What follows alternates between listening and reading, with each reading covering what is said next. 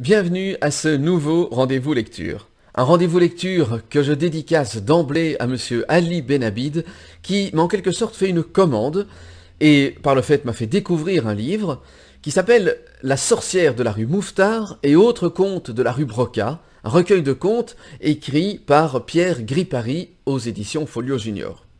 Dans ce recueil, il a une préférence, qui est l'histoire de la sorcière du placard au balai. Alors voilà, je vous en propose la découverte. J'espère qu'elle vous plaira autant que moi. En tout cas, moi ça m'a fait très plaisir de la lire. Vous allez voir, c'est une histoire amusante, originale. Bon, place à la lecture, je vous laisse découvrir et on se retrouve juste après. La sorcière de la rue Mouffetard et autres contes de la rue Broca de Pierre Gripari.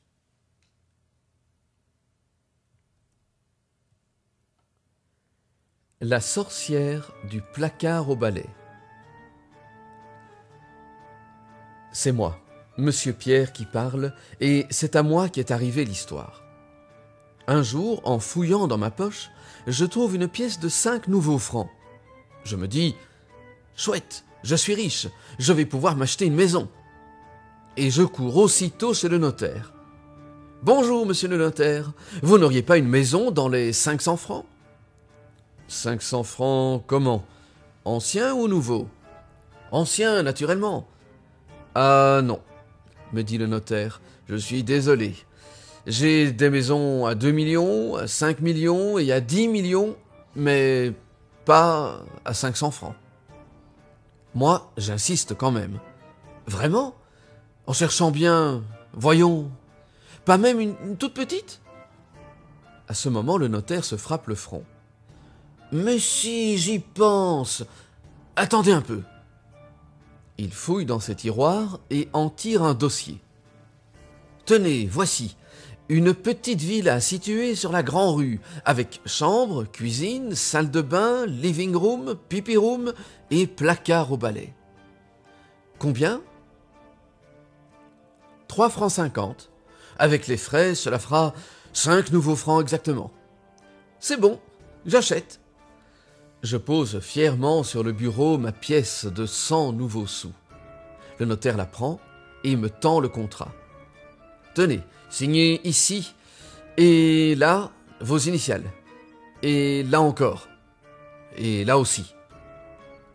Je signe et je lui rends le papier en lui disant « Ça va comme ça ?» Il me répond « Parfait. » Je le regarde intrigué. De quoi riez-vous? De rien, de rien. Je n'aimais pas beaucoup ce rire.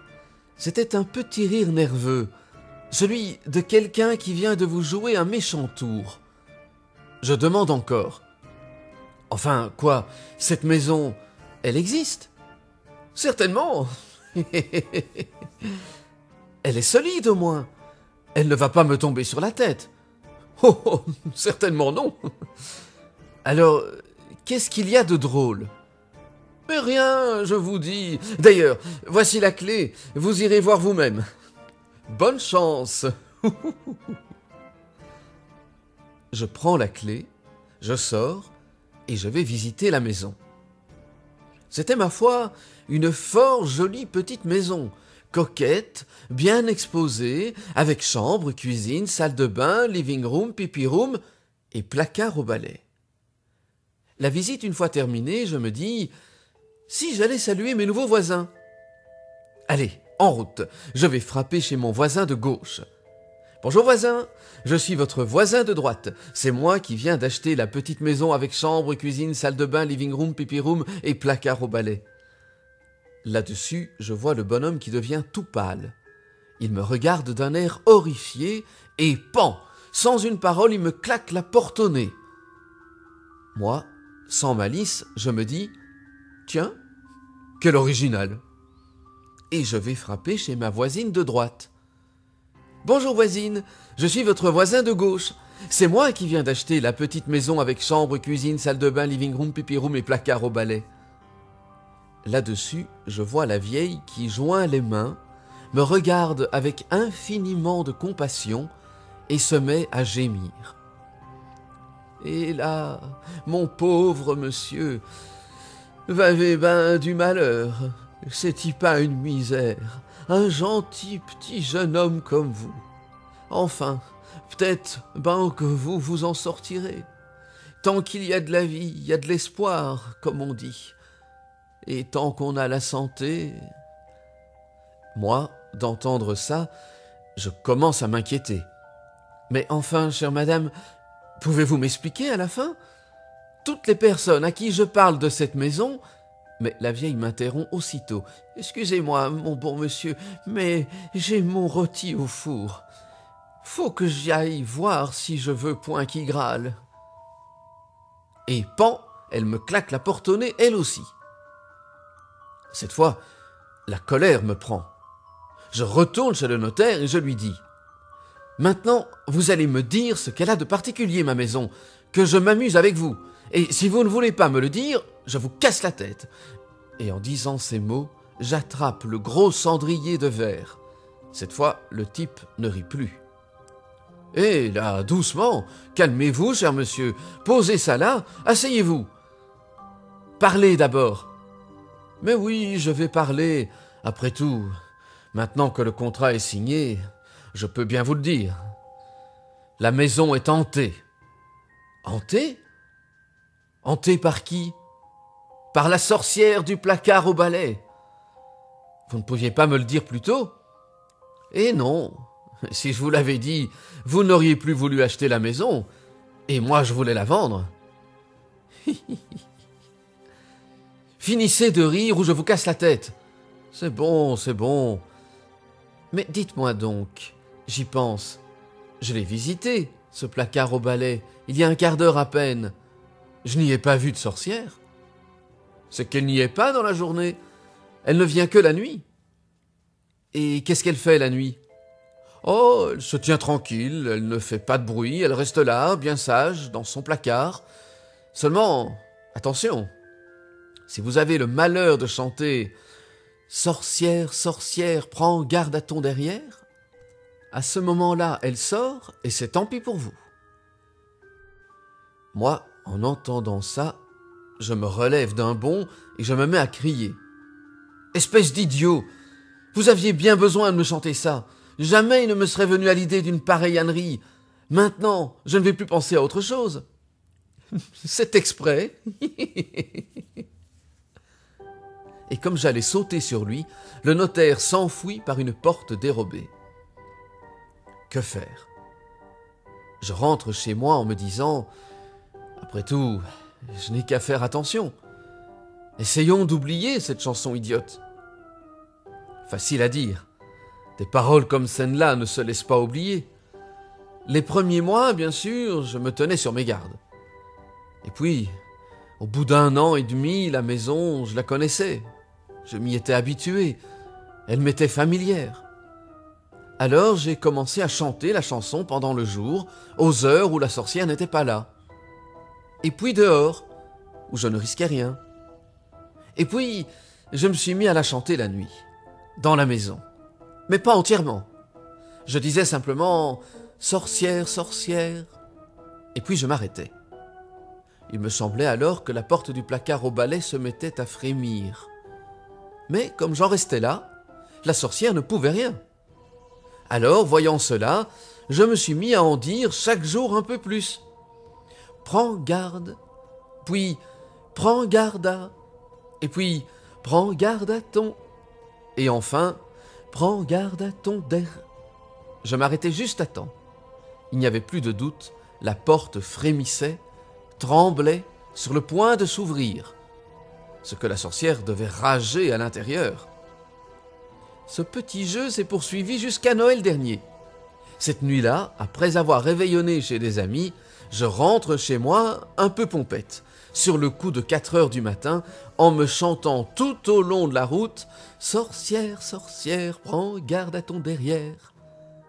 Bien entendu, je ne risquais rien puisque j'étais dehors. J'arrive dans la grande rue. « Sorcière, sorcière », je m'arrête devant ma porte. « Prends garde à ton derrière ». Je sors la clé de ma poche. « Sorcière, sorcière », je ne risquais toujours rien. je glisse la clé dans la serrure, prends garde à ton derrière. Je tourne, j'entre, je retire la clé, je referme la porte derrière moi, je m'engage dans le couloir en direction de l'escalier. Sorcière, sorcière, prends garde à ton derrière. Zut, ça y était. Cette fois, je l'avais dit. Au même moment, j'entends tout près de moi une petite voix pointue, aigre, méchante. « Ah, vraiment? Et pourquoi est-ce que je dois prendre garde à mon derrière ?» C'était elle.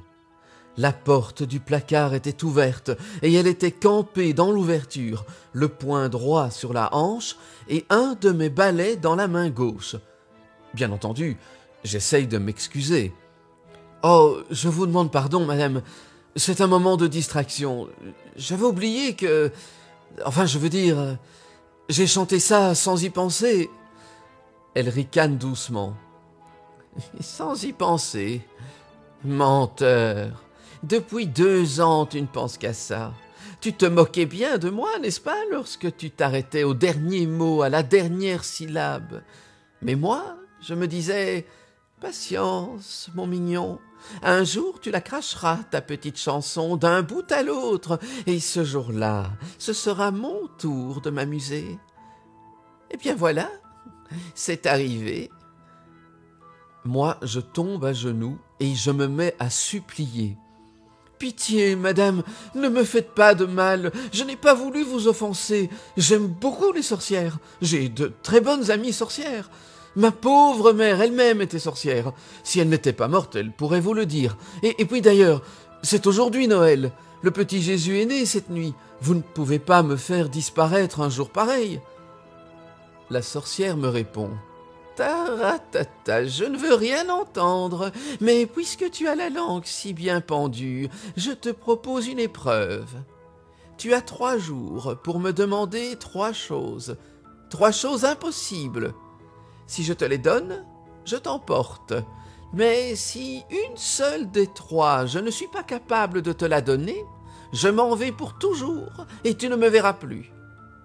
Allez, je t'écoute. » Moi, pour gagner du temps, je lui réponds. « Je ne sais pas, je n'ai pas d'idée. Il faut que je réfléchisse. Laissez-moi la journée. »« C'est bon, » dit-elle, « je ne suis pas pressée. À ce soir. » Et elle disparaît. Pendant une bonne partie de la journée, je me tâte, je me creuse, je me fouille les méninges, et tout à coup, je me souviens que mon ami Bachir ait 2 petits poissons dans un bocal, et que ces 2 petits poissons, m'a-t-il dit, sont magiques. Sans perdre une seconde, je fonce rue Broca, et je demande à Bachir. « Tu as toujours tes 2 poissons ?»« Oui, pourquoi ?»« Parce que dans ma maison, il y a une sorcière, une vieille, une méchante sorcière. Ce soir, je dois lui demander quelque chose d'impossible. Sinon, elle m'emportera.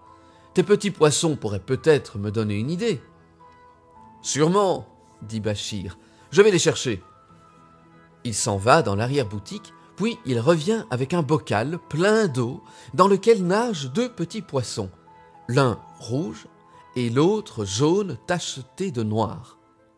C'est bien vrai qu'ils ont l'air de poissons magiques. Je demande à Bachir. « Maintenant, parle-leur. »« Ah non, » répond Bachir, « je ne peux pas leur parler moi-même, ils ne comprennent pas le français. Il faut un interprète. »« Ne t'en fais pas, moi j'en ai un. » Et voilà mon Bachir qui se met à chanter. Petite souris, petite amie, viens par ici, parle avec mes petits poissons et tu auras du saucisson. À peine a-t-il fini de chanter qu'une adorable souris grise arrive en trottinant sur le comptoir, s'assied sur son petit derrière à côté du bocal et pousse 3 petits cris comme ceci. Hip, hip, hip. Bachir traduit. Elle dit qu'elle est prête. Raconte-lui ce qui t'est arrivé. Je me penche vers la souris et je lui raconte tout. Le notaire, la maison, les voisins, le placard, la chanson, la sorcière et l'épreuve qu'elle m'a imposée. Après m'avoir écouté en silence, la souris se retourne vers les petits poissons et leur dit dans sa langue « Hipi, hipipi, pip, pip, ripitipi » et comme ça pendant 5 minutes. Après avoir eux aussi écouté en silence, les poissons se regardent, se consultent, se parlent à l'oreille, et pour finir, le poisson rouge monte à la surface de l'eau et ouvre plusieurs fois la bouche avec un petit bruit à peine perceptible. Po, po, po, po. Et ainsi de suite pendant près d'1 minute. Quand c'est fini, la petite souris se retourne vers Bachir et recommence à pépier. Pipi, ri, pipi, ri, pipi. Je demande à Bachir « Qu'est-ce qu'elle raconte ?» Il me répond « Ce soir, quand tu verras la sorcière, demande-lui des bijoux en caoutchouc qui brillent comme des vrais. Elle ne pourra pas te les donner. » Je remercie Bachir. Bachir donne une pincée de daphnie au petit poisson, à la souris une rondelle de saucisson, et sur ce, nous nous séparons. Dans le couloir, la sorcière m'attendait. « Alors, qu'est-ce que tu me demandes ?» Sûr de moi, je réponds « Je veux que tu me donnes des bijoux en caoutchouc qui brillent comme des vrais. » Mais la sorcière se met à rire. « Cette idée-là n'est pas de toi, mais peu importe. Les voilà. » Elle fouille dans son corsage et en tire une poignée de bijoux. 2 bracelets, 3 bagues et un collier, tout ça brillant comme de l'or, étincelant comme du diamant, de toutes les couleurs, et mou comme de la gomme à crayon. « À demain, » me dit-elle, « pour la 2e demande, et cette fois, tâche d'être un peu plus malin. » Et hop, la voilà disparue. Le lendemain matin, j'emporte les bijoux chez un de mes amis qui est chimiste, et je lui dis « Qu'est-ce que c'est que cette matière ?»« Fais voir, » me dit-il. Et il s'enferme dans son laboratoire. Au bout d'1 heure, il en ressort en me disant « Ça, c'est extraordinaire, ils sont en caoutchouc. Je n'ai jamais vu ça. Tu permets que je les garde ?» Je lui laisse les bijoux et je retourne chez Bachir. « Les bijoux, ça ne va pas, » je lui dis. « La sorcière me les a donnés tout de suite. »« Alors, il faut recommencer, » dit Bachir. Il retourne chercher le bocal, le pose sur le comptoir et se remet à chanter. Petite souris, petite amie, viens par ici, parle avec mes petits poissons et tu auras du saucisson. La petite souris accourt, je la mets au courant, elle traduit, puis recueille la réponse et transmet à Bachir. Pipi, piri, pipi, pipi, hip, hip, hip, hip, hip. Qu'est-ce qu'elle a dit? Et Bachir me traduit. Demande à la sorcière une branche de l'arbre à macaroni et repique-la dans ton jardin pour voir si elle pousse. Et le soir même, je dis à la sorcière « Je veux une branche de l'arbre à macaroni. » Cette idée-là n'est pas de toi. Mais ça ne fait rien. Voilà.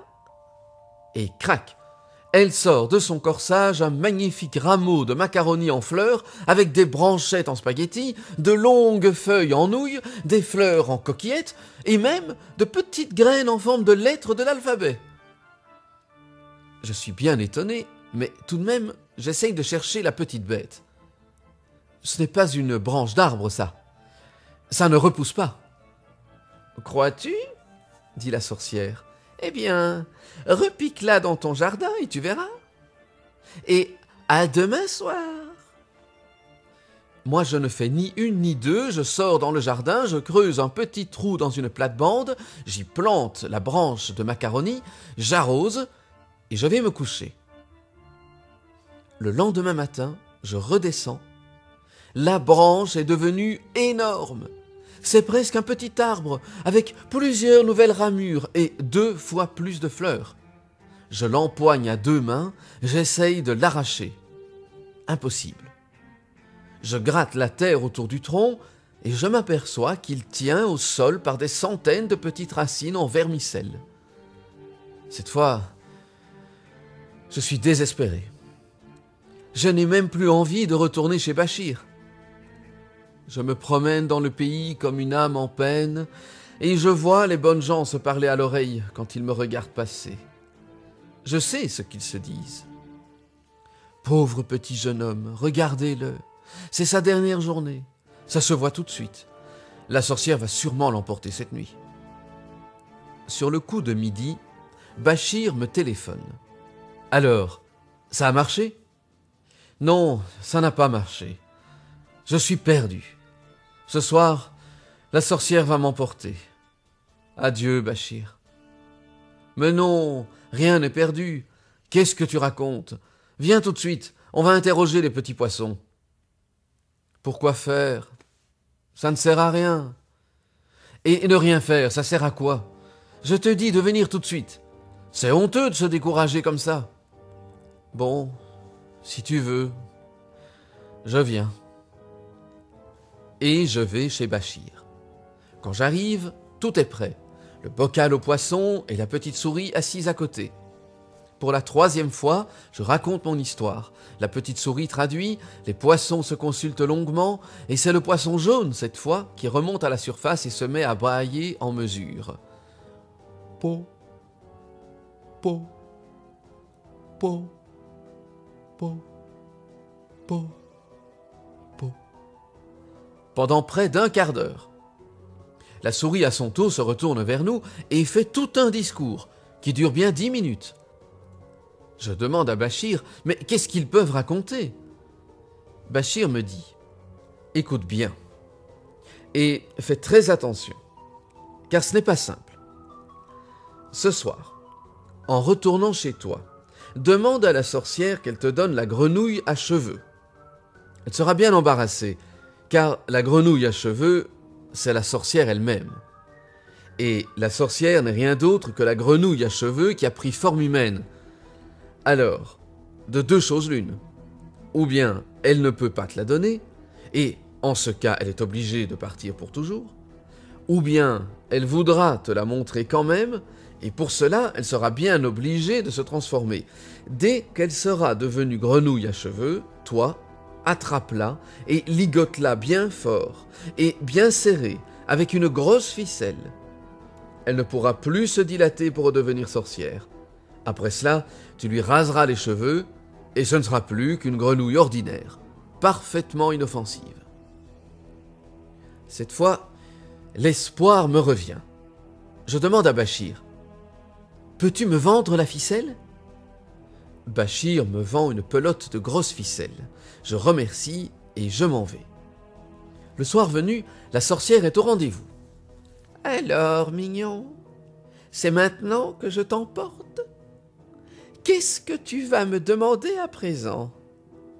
Moi, je m'assure que la ficelle est bien déroulée dans ma poche et je réponds « Donne-moi la grenouille à cheveux !» Cette fois, la sorcière ne rit plus. Elle pousse un cri de rage. « Hein ? Quoi ? Cette idée-là n'est pas de toi. Demande-moi autre chose. » Mais je tiens bon. Et pourquoi autre chose ? Je ne veux pas autre chose. Je veux la grenouille à cheveux. Tu n'as pas le droit de me demander ça. Tu ne peux pas me donner la grenouille à cheveux ? Je peux, mais ce n'est pas de jeu.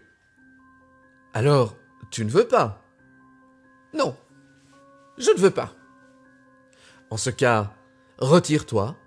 Je suis ici chez moi. À ce moment, la sorcière se met à hurler. « Ah, c'est comme ça.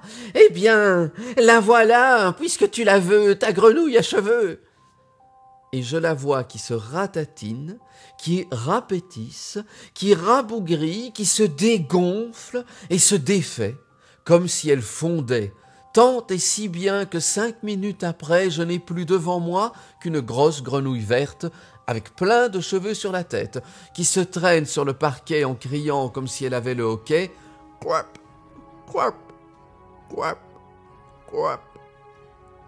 Aussitôt, je saute sur elle, je la plaque sur le sol, je tire la ficelle de ma poche, et je te la prends, et je te la ligote, et je te la saucissonne. Elle se tortille, elle étouffe presque, elle essaye de se regonfler, mais la ficelle est trop serrée. Elle me regarde avec des yeux furieux, en hoquetant comme elle peut. Quap, quap, quap, quap. Moi, sans perdre de temps, je l'emporte dans la salle de bain. Je la savonne, je la rase, après quoi je la détache et je la laisse passer la nuit dans la baignoire, avec un peu d'eau dans le fond. Le lendemain, je la porte à Bachir dans un bocal avec une petite échelle pour qu'elle serve de baromètre. Bachir me remercie et place le nouveau bocal sur une étagère à côté de celui des poissons. Depuis ce temps-là, les deux poissons et la grenouille n'arrêtent pas de se parler. La grenouille dit « Quap, quap » et les poissons « Et cela peut durer des journées entières. » Un beau jour, j'ai demandé à Bachir « Et si tu appelais ta souris, qu'on sache un peu ce qu'ils se racontent ?»« Si tu veux, » a dit Bachir, et il s'est remis à chanter. « Petite souris, petite amie, viens par ici. » Quand la souris est venue, Bachir lui a demandé d'écouter et de traduire. Mais la souris, cette fois, a refusé tout net. « Pourquoi ?» ai-je demandé. Et Bachir a répondu « Parce que ce ne sont que des gros mots. » Voilà l'histoire de la sorcière. Et maintenant, quand vous viendrez me rendre visite, soit de jour, soit de nuit, dans la petite maison que j'ai achetée, vous pourrez chanter tout à votre aise. Sorcière, sorcière, prends garde à ton derrière. Je vous garantis qu'il n'arrivera rien. J'espère que cette histoire vous aura autant amusé que moi en la lisant. En tout cas, il me reste à vous dire à bientôt pour un prochain rendez-vous lecture et peut-être d'ailleurs d'autres histoires de ce livre de contes. Donc à bientôt, et attendez, avant de partir, bien sûr, si vous avez aimé, pensez à liker, à partager, c'est important, et abonnez-vous. Un grand merci d'avance, à bientôt.